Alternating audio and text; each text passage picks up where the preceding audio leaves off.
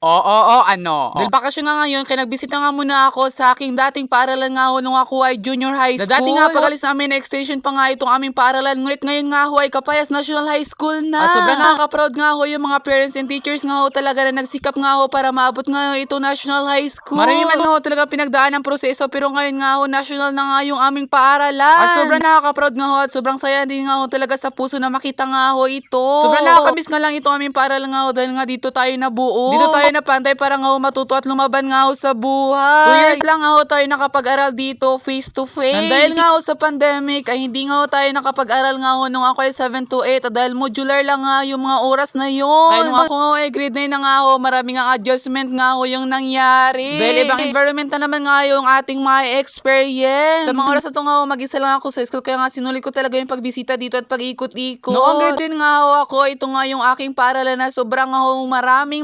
memories nga ho yung nabuo dito kasama yung aking mga kaklase. Grade 10 Sunflower nga ho, sobrang solid po kayo. May tawanan at iyakan nga ho at minsan ho talaga awayan pa. Lalo na pagdating nga ho sa mga competition or mga sayaw-sayaw dyan na talaga nagkakawatak-watak yung mga tao. Dahil hindi nga ho magkaunawaan, hindi nga ho magkatugma-tugma sa mga gusto sa buhay. May ilan nga ho natamad nga ho sa practice. May ilan naman ang ayaw sumayaw.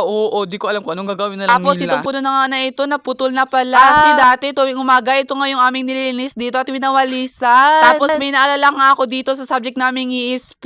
Dito nga talaga namin nilibing yung mga pangarap sa buhay. Sana nga ho, pagdating nga ho ng 10 taon ay aming marating nga yung pangarap na yun. Tapos itong CR naman na to, tuwing umaga din natapon nga, nililinis namin kasama nga yung aking kaklase na si Mike G. Tapos yung iigiba namin sobrang layo pa. Sobrang nakakasad nga ho talaga and sobrang nakaka-happy din nga ho talaga dahil ang daming nga nating improvement nga ho. Ang dami kong na-realize at natutuhan nga dito sa paaralan na to. Teachers and student nga ho dito. Tutuhan ko din dito kung paano nga ho talaga lumaban ng tama sa buhay. Nang wala tayong tinatapakang ibang tao, opo. Dito ko din nga talaga natutunan yung pagiging creativity ko and resourceful nga ho sa mga bagay-bagay. Saglit lang nga yung pagbisita ko dito pero iba ho talaga yung feeling. Na kahit pagkahiwa-hiwalay na nga kayo sa mga landas na inyong pinili sa buhay, nandyan pa rin yung mga memoryang masaya at malungkot man minsan. Kaya ayun lang, love, joy, hope.